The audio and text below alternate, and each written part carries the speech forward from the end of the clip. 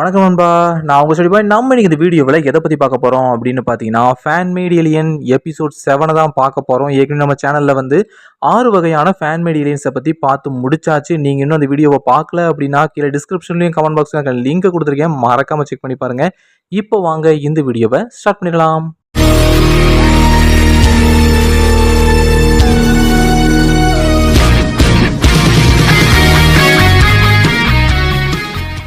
இன்னைக்கு நம்ம இந்த வீடியோவில் சேஜ் ஸ்கிராப் அப்படின்னு சொல்லக்கூடிய ஒரு ஃபேன் மேட் ஏலியனை பற்றி தான் பார்க்க போகிறோம். இதோட ஸ்பீசிஸ் பேர் என்னன்னு பார்த்தீங்கன்னா ரெய்மியாஸ். இது எங்கே வாழ்ந்துகிட்டு இருக்கு, இதோட கிரகத்தோட பேர் என்னன்னு பார்த்தீங்கன்னா ஜஸ்டோயா அப்படின்னு சொல்லக்கூடிய ஒரு கிரகத்தில் தான் இந்த ஏலியன் ஸ்பீசிஸ் வாழ்ந்துகிட்டு இருக்கு. முதல்ல வந்து நம்ம இந்த ஏலியன் ஸ்பீசிஸை பற்றியும் இதோட கிரகத்தை பற்றியும் தெளிவாக பார்த்துடலாம். இந்த ஜஸ்டோயா அப்படின்னு சொல்லக்கூடிய இந்த கிரகம் வந்து டெக்னாலஜி லெவலில் ரொம்பவே ஒரு டெவலப்பான ஒரு பீக் லெவலில் இருக்கக்கூடிய ஒரு கிரகம் அப்படிங்கிற மாதிரி சொல்லப்படுது. இந்த கிரகத்தை நீங்கள் சுற்றி பார்த்தீங்க அப்படின்னா எங்கே பார்த்தாலையுமே அழகான பிரம்மாண்டமான கட்டிடங்களையும் கோபுரங்களையும் கலை பொருட்களையும் பார்க்க முடியும் அப்படிங்கிற மாதிரி சொல்லியிருக்காங்க. எல்லாத்துக்கும் மேலே இந்த கிரகத்தில் இருக்கக்கூடிய எல்லா பொருட்களுமே நேனோ டெக்னாலஜினால உருவாக்கப்பட்டது அப்படிங்கிற மாதிரி சொல்லியிருப்பாங்க. கிட்டத்தட்ட நம்ம இன்ஃபினிட்டி வார்ல வந்து நம்ம அயன்மேனை பார்த்துருப்பீங்க இல்லையா, அவர் வந்து உருவாக்குன அந்த சூட் வந்து முழுக்க முழுக்க நேனோ டெக்னாலஜி. ஜஸ்ட் அதை வந்து அவர் வந்து புல் பண்ணி விட்ட உடனேயே அவர் உடம்பு முழுக்க அந்த நேனோ டெக்னாலஜி சூட் வந்து டோட்டலாக கவர் பண்ணுற மாதிரி காட்டியிருப்பாங்க பார்த்தீங்களா. அதே மாதிரி தான் இந்த கிரகம் முழுக்கவே இருக்கக்கூடிய எல்லா பொருட்களுமே அப்படி தான் உருவாக்கப்பட்டிருக்கு அப்படிங்கிற மாதிரி சொல்லியிருக்காங்க. கிட்டத்தட்ட அவங்க யூஸ் பண்ணுற காராக இருக்கட்டும், அவங்க வீட்டில் இருக்கக்கூடிய ஃப்ரிட்ஜாக இருக்கட்டும், எல்லாமே டோட்டலாகவே நேனோ டெக்னாலஜி அப்படிங்கிற மாதிரி சொல்லியிருக்காங்க. ஏன் அவங்க வீடு கூட நேனோ டெக்னாலஜினால உருவாக்கப்பட்டதா அப்படிங்கிற மாதிரி சொல்லியிருக்காங்க. இவங்களுக்கு வந்து அவங்க வீடு பிடிக்கல அப்படின்னு வச்சுக்கோங்களேன், அதோட டிசைன் பிடிக்கல அப்படின்னு வச்சுக்கோங்களேன், ஜஸ்ட் அவங்க நினைக்கிறதன் மூலமாகவே அந்த வீட்டோட டிசைனை வந்து அவங்களால மாற்றி அமைச்சிக்க முடியும், சைஸை வந்து ஆல்ட்ரேட் பண்ணிக்க முடியும் அப்படிங்கிற மாதிரி சொல்லியிருப்பாங்க. ஏன்னா அந்த அளவுக்கு இவங்க டெக்னாலஜி லெவலில் வந்து ரொம்பவே ஒரு பீக் லெவலில் இருக்காங்க அப்படிங்கிற மாதிரியும் தெளிவாகவே கன்ஃபார்ம் பண்ணியிருக்காங்க. இந்த கிரகத்தில் சேஜ் ஸ்கிராப் மட்டும் இல்லாமல் இன்னும் நிறைய வகையான ஏலியன் ஸ்பீசிஸ் வாழ்ந்துகிட்டு இருக்கு அப்படிங்கிறதையும் தெளிவாகவே கன்ஃபார்ம் பண்ணியிருக்காங்க. ஆனால் எல்லா ஏலியன் ஸ்பீசிஸுமே பார்க்கறதுக்கு ஒரு பக் டைப்பில் தான் இருக்கும் அப்படிங்கிறதையும் அவங்க தெளிவாகவே சொல்லியிருக்காங்க. அதாவது இங்கே இருக்கக்கூடிய எல்லா ஏலியன்ஸுமே பக் டைப் ஏலியன்ஸ் அப்படிங்கிறத வந்து தெளிவாகவே கன்ஃபார்ம் பண்ணியிருப்பாங்க. இதுக்கு வந்து ஏதாவது ப்ரெடட்டரி ஏலியன்ஸ் இருக்கா அப்படின்னு சொல்லி நான் தேடி பார்த்தேன், எனக்கு வந்து அது கிடைக்கல. ஒருவேளை ஃபியூச்சரில் கிடச்சிச்சு அப்படின்னா கண்டிப்பாக நான் அதை வந்து ஷார்ட்ஸில் வந்து அப்லோட் பண்ணுறேன், இல்லை அதுக்குன்னு தனியாக ஒரு ஆர்ஜின் வீடியோவை நான் அப்லோட் பண்ண ட்ரை பண்ணுறேன். ஆனால் இப்போ வரைக்கும் இதுக்கு ப்ரெடட்டரி ஏலியன்ஸ் இருக்கா இல்லையா அப்படிங்கிறத வந்து அவங்க அஃபிஷியலாக அவங்களுடைய வெப்சைட்டில் வந்து போடலை. சேஜ் ஸ்கிராப் அப்படின்னு சொல்லக்கூடிய இந்த ஏலியன் ஸ்பீசிஸை பற்றி சொல்லணும் அப்படின்னா இந்த ஏலியன் ஸ்பீசிஸ் வந்து ரொம்பவே புத்திசாலிகள் அப்படிங்கிற மாதிரி சொல்லியிருக்காங்க. எந்த அளவுக்கு அப்படின்னு பார்த்தீங்கன்னா இந்த ஏலியன் ஸ்பீசிஸ் மட்டும் நினைச்சிச்சு அப்படின்னா ஆம்னிட்ரிக்ஸையே அசால்ட்டாக இவங்களால ஹேக் பண்ண முடியும், அதோட மாஸ்டர் கண்ட்ரோலையே இவங்களால ஆக்சஸ் பண்ண முடியும் அப்படிங்கிற மாதிரி சொல்லியிருக்காங்க. கிட்டத்தட்ட நம்ம வெப்பன் மாஸ்டர் இருக்காரு பார்த்தீங்களா, அவரை மாதிரி அவரோட அளவுக்கு இவங்க வந்து மிகப்பெரிய புத்திசாலிகள் அப்படிங்கிற மாதிரி பதிவு பண்ணியிருக்காங்க. இதை வந்து அஃபிஷியலாகவே இதை உருவாக்குனவரே வந்து கன்ஃபார்ம் பண்ணியிருக்காரு. இவங்க அந்த அளவுக்கு ஒரு புத்திசாலியான இனம் அப்படிங்கிற மாதிரி சொல்லியிருக்காங்க. ஏன்னா நீங்கள் அந்த அல்டிமேட் ஏலியன் சீரிஸில் பார்த்துருந்தீங்கன்னா உங்களுக்கு தெரிஞ்சிருக்கும், நம்ம வெப்பன் மாஸ்டர் வந்து ரொம்ப சுலபமாக ஆம்னிட்ரிக்ஸை வந்து ஹேக் பண்ணியிருப்பார். அதுவும் ஒரு சில செகண்ட்ஸ்லேயும் அசால்ட்டாக ஹேக் பண்ணி அவரோட மாஸ்டர் கண்ட்ரோலே அவர் வந்து அன்லாக் பண்ணியிருப்பாரு அப்படிங்கிற மாதிரி காமிச்சிருப்பாங்க. அவரோட செக்யூரிட்டி லெவல்ஸ் எல்லாத்தையுமே டக்குன்னு அவர் வந்து அன்லாக் பண்ணுற மாதிரிலாம் காமிச்சிருப்பாங்க. ஸோ இது வந்து வெப்பன் மாஸ்டருக்கு உள்ள ஒரு டேலண்ட்டு. இந்த அளவு புத்திசாலித்தனம் வந்து நம்ம சேஜ் ஸ்கிராப் அப்படின்னு சொல்லக்கூடிய இந்த ஏலியனுக்கும் இருக்குது அப்படிங்கிற மாதிரி சொல்லியிருக்காங்க. ஏன்னா ஆம்னிட்ரிக்ஸை ஹேக் பண்ணுறது வந்து ஒரு சாதாரண விஷயம் கிடையாது. அதுக்கு வந்து டெக்னாலஜி லெவலில் ரொம்பவே ஒரு பீக் லெவலில் இருக்கக்கூடியவங்க அதை ரொம்பவே ஆராய்ச்சி பண்ணி தெரிஞ்சவங்களால மட்டும்தான் அதை வந்து ஆக்சஸே பண்ண முடியும். அந்த அளவுக்கு இந்த சேஜ் ஸ்கிராபும் ரொம்பவே ஒரு புத்திசாலி அப்படிங்கிற மாதிரி தெளிவாகவே சொல்லியிருக்காங்க. அப்படியே இந்த ஏலியனோட டிசைன் பக்கமாக வந்தோம் அப்படின்னா நீங்கள் நல்லதோட டிசைனை பாருங்களேன், எங்கேயோ பார்த்த மாதிரி இருக்குல்ல, கண்டிப்பாக பார்த்துருப்பீங்க. எங்கே அப்படின்னு பார்த்தீங்கன்னா டிசியில் வரக்கூடிய ப்ளூ பீட்டில் அப்படின்னு சொல்லக்கூடிய இந்த கேரக்டரை அப்படியே காப்பி பேஸ்ட் பண்ணி தான் நம்ம ஃபேன்ஸ் என்ன செஞ்சுருக்காங்க அப்படின்னு பார்த்தீங்கன்னா சேஜ் ஸ்கிராப் அப்படின்னு சொல்லக்கூடிய ஒரு புது ஏலியனையே உருவாக்கி வச்சுருக்காங்க. ஆனால் கொஞ்சம் வித்தியாசத்தை வந்து அவங்க ஏற்படுத்தி இருந்திருக்கலாம். ஆனால் அப்படியே காப்பி அடித்து வச்சுருக்காங்க அப்படிங்கிறத பார்க்க முடியுது. நீங்கள் இந்த எஸ்என் இருக்குது பார்த்தீங்களா, அதுவும் ஒரு ஃபேன் மேட் ஏலியன் தான். ஆனால் அந்த எஸ்எனை பார்த்தீங்க அப்படின்னா அது வந்து ஒரு காடை பேஸ் பண்ணி தான் உருவாக்கப்பட்டிருக்கும். இருந்தாலுமே அதில் வந்து நிறைய வித்தியாசங்களை வந்து கொடுத்துருப்பாங்க. நம்ம வந்து கண்டுபிடிக்கிறதே கொஞ்சம் கஷ்டப்பட்டு தான் கண்டுபிடிச்சிருப்போம். ஆனால் இது பார்த்த உடனே பளிச்சுன்னு தெரியுது, இந்த ப்ளூ பீட்டில் காப்பி அடித்து தான் உருவாக்கி வச்சுருக்காங்க அப்படின்னு சொல்லி கொஞ்சம் கூட மாற்றத்தை ஏற்படுத்தலை. அப்படியே வச்சிருக்காங்க அப்படிங்கிறத பார்க்க முடியுது.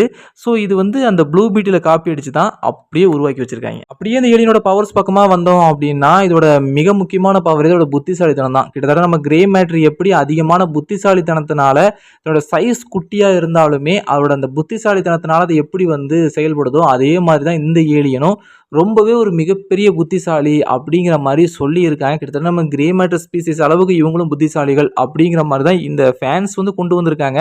ஆனா பென் 10 சீரிஸ்ல ஒருவேளை இந்த ஏலியன கொண்டு வர ஒரு ஐடியா இருந்துச்சு. கண்டிப்பா வரதுக்கான வாய்ப்பே கிடையாது. ஒரு துளி கூட வாய்ப்பு கிடையாது. ஏன்னா இதுவே ஒரு காப்பி கேட் ஏலியன் தான். இருந்தாலும் நான் வந்து சொல்றேன். ஒரு வேளை பென் 10 சீரிஸ்ல வந்துருந்துச்சு அப்படின்னா, இதோட பவர்ஸ முழுக்கவே டவ் டவுன் பண்ணி தான் அவங்க வந்து கொண்டே வருவாங்க. இருந்தாலும் ஃபேன்ஸ் சொல்லும்போது எப்படி சொல்றாங்க அப்படின்னு பார்த்தீங்கன்னா, இது வந்து ஒரு மிகப்பெரிய புத்திசாலித்தனமான ஒரு ஏலியன். கிரே மேட்டர் ஸ்பீசிஸ் அளவுக்கு இவங்ககிட்டயும் புத்திசாலித்தனம் இருக்கு அப்படிங்கிற மாரி, அவங்க வந்து இந்த இடத்துல வந்து சொல்றத நம்மளால பார்க்க முடியுது. அது மட்டும் இல்லாம இந்த ஏலியனுக்கு வந்து ஸ்ட்ரென்த் அண்ட் டியூரபிலிட்டி வந்து ரொம்ப அதிகம். ஏன்னா இதோட உடம்பு முழுக்கவே நீங்க பார்த்தீங்க அப்படின்னா, ஃபுல் அண்ட் ஃபுல் வந்து மெட்டல் ஆர்மரால மூடப்பட்டிருக்கிற மாரி காட்டியிருப்பாங்க. அவ்வளவு சீக்கிரம் இத வந்து காயப்படுத்தவும் முடியாது. இதுகிட்ட சண்டை போட்டு ஜெயிக்கவும் முடியாது அப்படிங்கிற மாரி சொல்லியிருக்காங்க. ஏன்னா இதோட உடம்பு முழுக்கவே அந்த மெட்டல் ஆர்மர் இருக்கிறதுனால, அந்த மெட்டல் ஆர்மர் வந்து இதுக்கு தேவையான ஸ்ட்ரென்த் அண்ட் டியூரபிலிட்டிய வந்து அள்ளி கொடுக்கக்கூடியதா இருக்குது. குறிப்பா இந்த ஏலியன பத்தி சொல்லும்போது என்ன சொல்லியிருக்காங்க அப்படின்னு பார்த்தீங்கன்னா, இந்த ஏலியனால தன்னோட வெயிட்ட விட 10 மடங்கு அதிகமா இருக்கக்கூடிய வெயிட்ட கூட இதால அசால்ட்டா தூக்க முடியும் அப்படிங்கிற மாரி சொல்லியிருக்காங்க. அந்த அளவுக்கு இந்த ஏலியனுக்கு வந்து ஸ்ட்ரென்த் இருக்கு அப்படிங்கிறத வந்து அபிஷியலாவே கன்ஃபார்ம் பண்ணியிருக்காங்க. கூடவே இதுக்கு வந்து 2 விங்ஸ் இருக்கிற மாரி காட்டியிருப்பாங்க பார்த்தீங்களா? அந்த விங்ஸ வச்சு இதால ரொம்ப வேகமா பறக்க முடியும். கிட்டத்தட்ட ஒரு ஜெட் லெவல் ஸ்பீட்ல வந்து இதால பறக்க முடியும் அப்படிங்கிற மாரி சொல்லியிருப்பாங்க. அது மட்டும் இல்லாம தனக்கு தேவைப்படும்போது அந்த ரெக்கைகள வந்து ஒரு ஆயுதம் மாரி, ஒரு ஷீல்டு மாரி அதால பயன்படுத்திக்க முடியும் அப்படிங்கிற மாரி காமிச்சிருப்பாங்க. எப்படி அப்படின்னு பார்த்தீங்கன்னா, இப்ப எதிரிகள் வந்து அவங்களுடைய பிளாஸ்டர்ஸ வச்சோ, இல்ல கன்ஸ வச்சோ தாக்குறாங்க அப்படின்னா, இந்த ரெக்கைய வந்து தன்னுடைய உடல் முழுக்க கவர் பண்ணி ஒரு ஷீல்டு மாரி இதால மாத்தி பயன்படுத்திக்க முடியும் அப்படிங்கிற மாரி சொல்லியிருப்பாங்க. எல்லாத்துக்கும் மேல இந்த ஏலியன் மட்டும் நெனச்சுச்சு அப்படின்னா, அதோட கைகள வந்து ஆயுதங்களா மாத்த முடியும் அப்படிங்கிற மாரியும் சொல்லியிருப்பாங்க. குறிப்பா வந்து ஸ்வாட்ஸ், கன்ஸ், எனர்ஜி பிளாஸ்டர்ஸ் மாதிரியான ஷேப்புக்கு வந்து தன்னுடைய கைகள மாத்தி, அத வச்சு எதிரிய பயங்கரமா தாக்கி வீக்காக்க முடியும் அப்படிங்கிற மாரி சொல்லியிருப்பாங்க. கூடவே சானிக் அட்டாக்ஸையும் இதால செய்ய முடியும் அப்படிங்கிற மாதிரியும் சொல்லியிருக்காங்க. எல்லாத்துக்கும் மேல தன்னுடைய கைகளையும் கால்களையும் ஜெட் பூஸ்டர்ஸா இதால மாத்திக்கிட்டு அதன் மூலமா தன்னுடைய வேகத்தை வந்து பல மடங்கு அதிகரிச்சு ரொம்ப வேகமா இதால ஒரு இடத்துல இருந்து இன்னொரு இடத்துக்கு டிராவல் பண்ண முடியும் அப்படிங்கிற மாதிரியும் சொல்லியிருக்காங்க. இது எல்லாத்துக்கும் மேல இந்த ஏலியன் கிட்ட வந்து ரீஜெனரேஷன் ஹீலிங் ஃபேக்டர் இருக்கு அப்படிங்கறத வந்து தெளிவாவே கன்ஃபார்ம் பண்ணியிருக்காங்க. எவ்வளவுதான் இந்த ஏலியனை போட்டு அடின்னு அடிச்சு அதை சேதப்படுத்தினாலுமே இந்த ஏலியனால தன்னைத்தானே ஹீல் பண்ணிக்க முடியும் அப்படிங்கிற மாதிரி சொல்லியிருப்பாங்க. ஆனா டைமண்ட் ஹெட், ஸ்வாம் ஃபயர் மாதிரி உடனடியா தன்னோட பாடி பார்ட்ஸை வந்து இதால ஹீல் பண்ணிக்க முடியாது.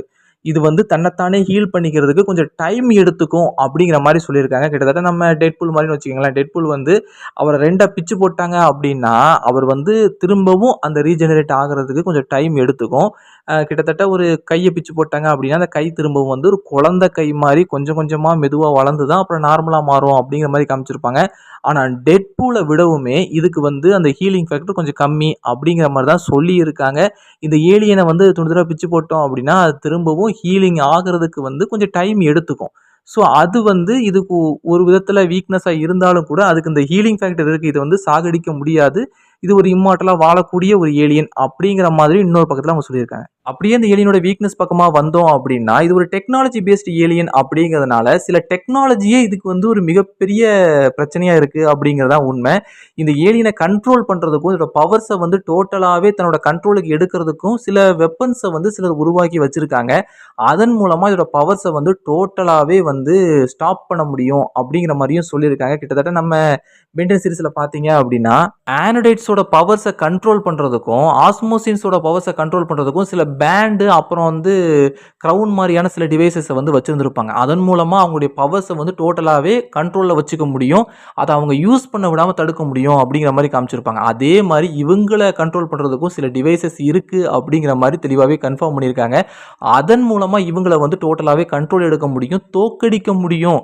இவங்களை வந்து பிடிச்சி கொண்டு போய் இவங்க மேலே ஆராய்ச்சி கூட பண்ணுறாங்க அப்படிங்கிற மாதிரியான சில விஷயங்கள் கூட ஃபேன்ஸ் மத்தியில் பேசப்பட்டு கொண்டு இருக்குது. ஸோ அதன் அடிப்படையில் பார்க்கும்போது இவங்க வந்து டெக்னாலஜி பேஸ்டு ஏலியன்கிறதுனால டெக்னாலஜியே இவங்களுக்கு சில இடங்களில் வீக்னஸாக அமைஞ்சிருக்கு அப்படிங்கிறத தெளிவாகவே பார்க்க முடியுது. கூடவே இந்த ஏலியனுக்கு வந்து இன்னொரு மிக முக்கியமான வீக்னஸ் இருக்குது. அது என்ன அப்படின்னு பார்த்தீங்கன்னா, அதிகமான எக்ஸ்ப்ளோசிவ் வந்து இதுக்கு ஒரு மிகப்பெரிய வீக்னஸ் அப்படிங்கிற மாதிரி கன்ஃபார்ம் பண்ணியிருக்காங்க. அது என்ன அப்படின்னு பார்த்தீங்கன்னா, இதுக்கு டியூரபிலிட்டி அதிகம் தான், அதில் எந்த சந்தேகமே கிடையாது. ஆனால் இதோட டியூரபிலிட்டிக்கு ஒரு லிமிட் இருக்குது அப்படிங்கிற மாதிரி சொல்லியிருக்காங்க. அந்த லிமிட்டை தாண்டி ஒரு எக்ஸ்ப்ளோசிவ் வந்து வெடிச்சிச்சு அப்படின்னா கண்டிப்பாக இந்த ஏலியனை வந்து தோக்கடிக்க முடியும். இது வந்து பயங்கரமாக டேமேஜ் ஆகி அந்த இடத்துல தோற்று போகிறதுக்கு அதிகமான வாய்ப்பு இருக்குது அப்படிங்கிறத தெளிவாகவே சொல்லியிருக்காங்க. என்னதான் இதுக்கு ஹீலிங் ஃபேக்டர் இருந்தாலுமே அந்த ஹீலிங் ஃபேக்டர் வந்து ரொம்பவே மெதுவாக தான் செயல்படும். ரொம்ப மெதுவாக தான் செயல்படும் அப்படிங்கிறதுனால அந்த டைமில் வந்து இது ரொம்ப சுலபமாக தோக்கடிக்க முடியும். இதை ரொம்ப சுலபமாக வந்து கைப்பற்ற முடியும் அப்படிங்கிற மாதிரி சொல்லியிருக்காங்க. ஸோ இந்த விஷயம் வந்து இதுக்கு ஒரு மிக பயங்கரமான வீக்னஸ் அமையறதுக்கும் அதிகமான வாய்ப்பு இருக்குது. அவ்வளோதாங்க இந்த வீடியோவில். இந்த வீடியோ உங்களுக்கு பிடிச்சிருந்துச்சு அப்படின்னா மறக்காம ஒரு லைக் கொடுங்க. நீங்கள் நம்ம சேனலுக்கு புதுசாக இருந்து உங்களுக்கு நம்ம சேனல் பிடிச்சிருந்துச்சு அப்படின்னா நம்ம சேனலை சப்ஸ்கிரைப் பண்ணி இப்போ பெல்லை அடிச்சு விட்ருங்க. அப்போ தான் நம்ம போடக்கூடிய ஒவ்வொரு அப்டேட்ஸ் வீடியோஸ் வந்து உங்களுக்கு உடனுக்குடனே நோட்டிஃபிகேஷனில் வந்து சேரும். நான் இன்னொரு நல்ல வீடியோவில் உங்களை சந்திக்கிறேன். Ta-ta bye bye, see you.